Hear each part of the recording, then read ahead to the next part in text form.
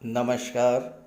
ग्रहों के राजाधिराज भगवान भुवन भास्कर सूर्यदेव 17 अक्टूबर प्रातः 4:47 पर राशि परिवर्तन करेंगे और अपने परम मित्र बुध की राशि कन्या राशि को छोड़कर अपनी नीच की राशि तुला राशि में गोचर करेंगे और 16 नवंबर प्रातः तक तुला राशि में ही गोचर करेंगे। सूर्य एक वर्ष में केवल एक माह के लिए नीच की स्थिति में आते हैं और वो तब जब सूर्य का गोचर तुला राशि में होता है, क्योंकि तुला राशि सूर्य की नीच की राशि है। सूर्य का ये राशि परिवर्तन आप सभी के लिए विशेष सावधानी बरतने का संकेत दे रहा है, क्योंकि सूर्य न केवल नीच के हो रहे हैं वरन राहु और शनि दोनों की दृष्टि सूर्य पर पड़ रही है। दो प्रबल शत्रुओं की दृष्टि पड़ने से सूर्य अत्यधिक पीड़ित होंगे। जब ग्रहों के राजा ही पीड़ित हैं तो आप समझ सकते हैं कि प्राणी मात्र को भी पीड़ा होगी। और साथ ही साथ सूर्य के साथ केतु का भी गोचर होगा इस समय। हालांकि 18 अक्टूबर को शुक्र के तुला राशि में गोचर के साथ ही सूर्य का नीच भंग होगा। नीच भंग राजयोग बनेगा, लेकिन नीच भंग राजयोग एक ऐसा राजयोग है जो शुरू में संघर्ष कराता है, बाद में अत्यंत शुभ और श्रेष्ठ फल देता है। तो सूर्य के नीच भंग राजयोग का प्रभाव आपको 25 अक्टूबर को लगने वाले सूर्य ग्रहण के पश्चात ही देखने को मिलेगा। तो क्या होगा सूर्य के नीच राशि में गोचर करने का कुंभ राशि के जातकों पर प्रभाव, और हम क्या कर सकते हैं अपने आप को सुरक्षित करने के लिए, इसी का विश्लेषण करेंगे इस वीडियो में। ये विश्लेषण आपकी चंद्र राशि के आधार पर किया जा रहा है और वीडियो के अंत में मैं आपको सूर्यदेव के उपाय भी बताऊंगा। तो चलिए वीडियो शुरू करते हैं। वीडियो के शुरू में ही मैं आपको एक सरल सा उपाय बता देता हूं, जिसे आप 17 अक्टूबर से 16 नवंबर तक नियमित रूप से कीजिए। प्रातः सूर्योदय से 1 घंटे के भीतर सूर्यदेव को अर्घ्य दीजिए।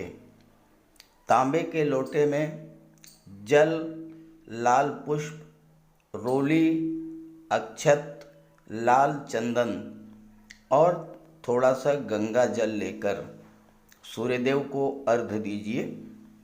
अर्घ्य 3 बार में दीजिए और ध्यान रखें कि जल आपके पैरों पर ना पड़े। इसके लिए कोई आप टब रख लीजिए या कोई गमला रख लीजिए और जल गमले में ही गिरे। इसके पश्चात उसी लोटे में जल भर करके अपने पास रख लीजिए। सूर्यदेव के सामने मुंह करके बैठ जाइए और गायत्री मंत्र का सस्वर बोलकर जाप कीजिए। 21 बार, 51 बार या 108 बार, जितना आप कर सकें। इसके बाद लोटे में रखा हुआ जल पीकर अपने डेली रूटीन के कार्य शुरू कीजिए। आदित्य हृदय स्तोत्र का भी आप पाठ करें तो और भी उत्तम होगा। छात्रों को ये उपाय अवश्य करना चाहिए, क्योंकि सूर्य सरकारी नौकरी, शासन प्रशासन के कारक हैं और अगर आप भी इस उपाय को करते हैं तो आप सफलता की ओर बढ़ेंगे। तो ये है कुंभ राशि के जातकों की कुंडली। आपके लग्न के स्वामी शनिदेव हैं, जो कि कुंडली के 12वें भाव में गोचर कर रहे हैं। सूर्य के राशि परिवर्तन के साथ ही 3 और ग्रह राशि परिवर्तन करेंगे।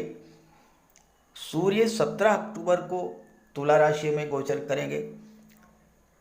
शुक्र 18 अक्टूबर को तुला राशि में गोचर करेंगे और बुध 26 अक्टूबर को तुला राशि में गोचर करेंगे। और इस तरह से 26 अक्टूबर के बाद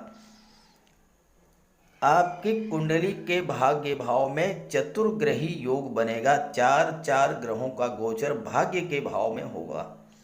और ये अत्यंत दुर्लभ स्थिति है, बहुत ही कम ऐसा योग बनता है।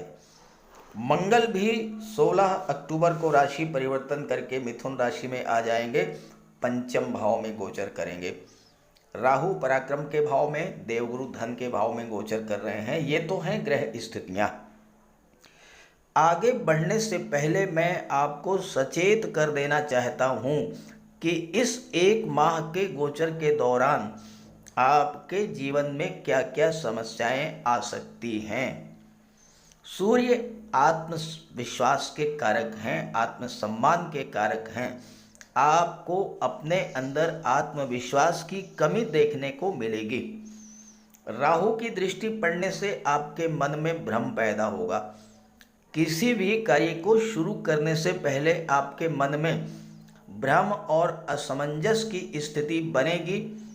हो सकता है आप उस कार्य को शुरू ही ना कर पाएं, और ऐसी स्थिति में आप पिता और गुरु से मार्गदर्शन प्राप्त करें। भूल करके भी पिता या गुरु का अपमान न करें, क्योंकि सूर्य आप में ईगो और अहंकार भी बढ़ा देंगे। कार्यस्थल पर भी स्थितियां आपके पक्ष में नहीं होंगी, और शनि की दृष्टि पड़ने से आपके अंदर आलस्य और थकान बढ़ेगी। कार्यों में मन नहीं लगेगा, और कार्य बनते बनते या तो बिगड़ जाएंगे या कार्यों में रुकावट आ जाएगी। स्वास्थ्य का विशेष ध्यान रखें। सूर्य के नीच राशि में गोचर करने से सिर दर्द, बुखार, पेट संबंधी समस्याएं, नेत्र कष्ट, हड्डियों और जोड़ों में दर्द, दांतों में तकलीफ, शरीर में जकड़न महसूस होना, ये सब समस्याएं पैदा हो सकती हैं। अगर आप हार्ट पेशेंट हैं, हाई ब्लड प्रेशर या हाइपरटेंशन के मरीज हैं, तो आपको विशेष ध्यान रखना होगा। सूर्य सप्तम भाव के स्वामी होकर भाग्य भाव में गोचर करेंगे, तो आपके दाम्पत्य सुखों में भी कमी आएगी। बिला वजह का तनाव पैदा होगा। पार्टनरशिप में, व्यापार व्यवसाय में भी दिक्कत आ सकती है, और लव रिलेशंस भी बहुत अच्छे नहीं रहेंगे इस गोचर काल में। और एक महत्वपूर्ण दिक्कत और आएगी, चूँकि मंगल शत्रु राशि में गोचर कर रहे हैं, 16 अक्टूबर को पंचम भाव में आ जाएंगे, तो गर्भवती माताओं को भी विशेष सावधानी बरतनी होगी। और मंगल की दृष्टि अष्टम पर पड़ेगी, तो वाहन चलाते समय भी विशेष सावधानी आपको बरतनी होगी, क्योंकि मंगल एक तो शत्रु राशि में है, और ऊपर से मंगल की दृष्टि पड़ रही है उस भाव पर जो कि आकस्मिक घटनाओं, दुर्घटनाओं का भाव होता है, और मंगल ब्लड और सर्जरी के कारक होते हैं। सूर्य उच्च पद, मान सम्मान, सरकारी नौकरी के कारक हैं, और अगर आप सरकारी नौकरी में हैं तो आपको विशेष सावधानी बरतनी होगी कार्य क्षेत्र में। हालांकि 25 अक्टूबर के बाद स्थितियां बदलेंगी, नीच भंग राजयोग का प्रभाव देखने को मिलेगा। तो आइए जानते हैं कि क्या शुभ फल प्राप्त होगा। सूर्य का गोचर पंचम नवम भाव में है, और शुक्र जैसे ही 18 अक्टूबर को नवम भाव में गोचर करेंगे, सूर्य का नीच भंग होगा, नीच भंग राजयोग बनेगा, और आपको इसके शुभ फल प्राप्त होंगे। जैसा मैंने शुरू में बताया आपको कि भले ही नीच भंग राजयोग बन रहा है, लेकिन नीच भंग राजयोग भी शुरू में संघर्ष कराता है और बाद में बहुत अच्छा रिजल्ट देता है। तो आपको सूर्य ग्रहण तक तो समस्याओं से दो चार होना ही पड़ेगा, लेकिन उसके बाद सूर्य बहुत अच्छा रिजल्ट देंगे। अब एक बात आप सोचिए, अभी तक सूर्य का गोचर अष्टम में था। अष्टम भाव कुंडली का सबसे खराब भाव माना जाता है। एक खराब भाव से निकल करके सूर्य एक बहुत ही अच्छे और शुभ भाव में गोचर कर रहे हैं, भाग्य भाव में गोचर करने जा रहे हैं। तो स्वाभाविक है कि भले ही नीच की राशि में हो लेकिन रिजल्ट तो अच्छा आपको मिलेगा ही। सूर्य के प्रभाव से आप अत्यंत भाग्यशाली होंगे। सूर्य भाग्य को चमका देंगे। आप को अपने पिता का भी सहयोग और लाभ प्राप्त होगा।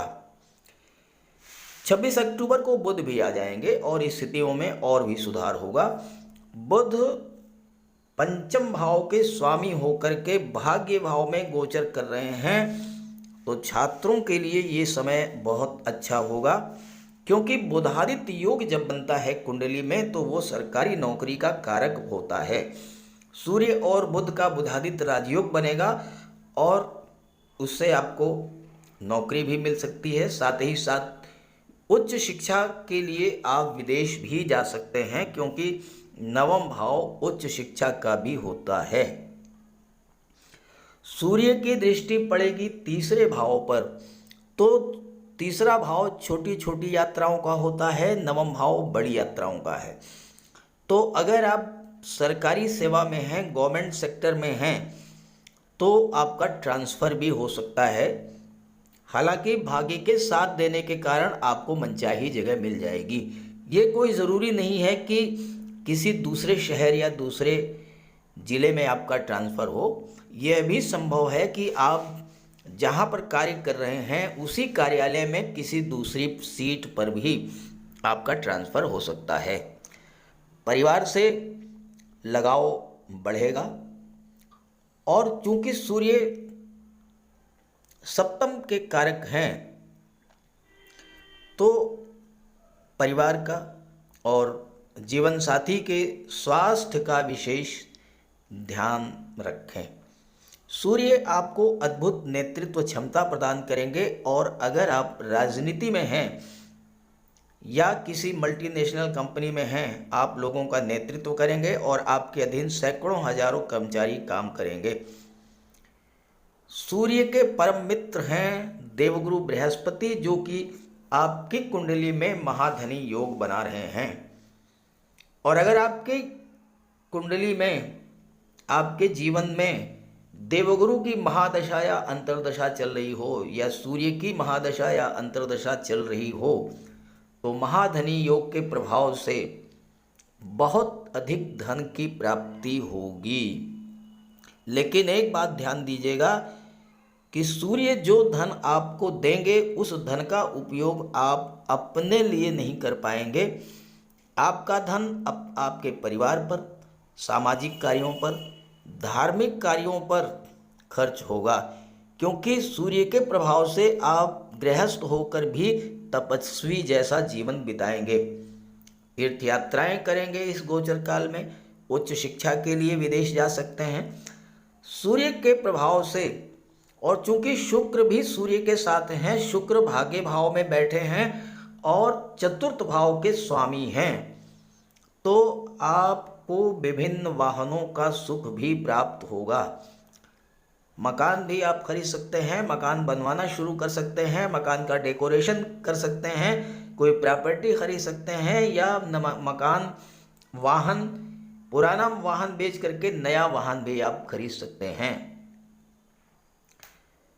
अगर जन्म कुंडली में, आपकी जन्म कुंडली में सूर्य भाग्य भाव में हैं, अपनी जन्म कुंडली को देखिएगा तो 21-22 वर्ष में ही आपका भाग्योदय हो जाएगा और आप जहाँ भी जिस भी स्थिति में होंगे आपको सम्मान मिलेगा। आप खुद उच्च शिक्षा प्राप्त करेंगे या आपके बच्चे उस उच्च शिक्षा के लिए विदेश जाएंगे। और चूंकि सूर्य, जैसा मैंने बताया कि सप्तम के स्वामी हैं और सूर्य के प्रभाव से आपके अंदर ईगो, अहंकार भी बढ़ सकता है। तो अगर आपके जीवन में सूर्य की महादशा या अंतर्दशा चल रही हो तो सूर्य का उपाय जरूर कीजिएगा। वैसे सामान्य उपाय तो मैंने शुरू में ही बताया है, लेकिन विशेष उपाय आप करना चाहें तो मैं उपायों पर भी चर्चा कर लेता हूँ। अगर अभी तक आपने सूर्य देव का उपाय नहीं किया है तो अवश्य कीजिए। सूर्य देव की आराधना करें। खास करके छात्रों को या जो कॉम्पिटिटिव एग्ज़ाम्स की तैयारी कर रहे हैं उन्हें तो सूर्य के उपाय अवश्य करने चाहिए। सूर्य आत्मा के कारक हैं। इस पृथ्वी पर सूर्य के कारण ही जीवन है और सूर्य की ही ऊर्जा, प्रकाश और ऊष्मा से हम कार्य करने में सक्षम होते हैं। सूर्यदेव की आराधना करेंगे, आत्मा को बल मिलेगा, आत्मविश्वास में वृद्धि होगी, कार्य करने की ऊर्जा प्राप्त होगी, जीवन में रोशनी आएगी, भाग्य चमक जाएगा और फिर आप सफलता की सीढ़ियां चढ़ते चले जाएंगे। तो प्रातःकाल स्नान करते समय जल में लाल पुष्प या केसर डाल करके स्नान कीजिए। इसके बाद सूर्योदय से 1 घंटे के भीतर सूर्य देव को अर्घ्य दीजिए। तांबे के लोटे में जल, अक्षत, लाल पुष्प, रोली, लाल चंदन ये डाल करके सूर्य देव को अर्घ्य दीजिए। ध्यान रखें कि सूर्य देव को अर्घ्य 3 बार में देना है। 1 लोटे जल को आपको 3 बार में अर्घ्य देना है और साथ ही साथ इस बात का ध्यान रखना है कि जो जल है वो आपके पैरों पर ना गिरे। इसके बाद गायत्री मंत्र का जाप करें, आदित्य हृदय स्तोत्र का पाठ करें। छात्रों को तो सूर्य का ये उपाय नियमित रूप से करना चाहिए क्योंकि सूर्य ही सरकारी नौकरी के कारक हैं और आज के युग में हर छात्र का सपना होता है कि वो आईएएस बने, आईपीएस बने या शासन प्रशासन में उच्च पदस्थ अधिकारी बने और सूर्य इन सब के कारक होते हैं। सूर्य पिता के कारक हैं। पिता का सम्मान कीजिए, उनकी सेवा कीजिए, उनके मार्गदर्शन में आगे बढ़िए। यदि किसी तरह का कोई विवाद भी है तो उसे भुला दीजिए और उन्हें किसी तरह का कष्ट तो बिल्कुल न दें। इससे सूर्यदेव को बल मिलेगा। सूर्यदेव को बल प्राप्त हो इसके लिए रविवार को नमक का सेवन न करें। दलिया, दूध, दही, गुड़, गेहूं की रोटी इन सब का प्रयोग करें। रविवार के दिन सूर्यदेव को अर्घ्य देने के बाद एक तांबे की अंगूठी या तांबे का छल्ला ये धारण करें और जितनी आपकी क्षमता या सामर्थ्य हो यथाशक्ति लाल वस्त्र, गुड़, गेहूं, मसूर की दाल या तांबे का दान करें। गौ माता की सेवा करें, उन्हें रोटी दें, चींटियों को चीनी दें, मछलियों को आटे की गोली खिलाएं। ध्यान रखें कि जो भी उपाय करें यो पूरे मन से करें। उपाय करते समय सूर्यदेव का ध्यान करें और साथ ही साथ अहंकार और क्रोध इनसे दूर रहें। आप ये उपाय करके देखिए, जीवन में इतना बड़ा परिवर्तन आएगा कि आप कल्पना नहीं कर सकते। तो मेरी बात से सहमत हों तो उपाय शुरू कर दीजिए और वीडियो अच्छा लगा हो तो अपने साथियों को, मित्रों को भी ज़रूर शेयर कर दीजिएगा। नमस्कार।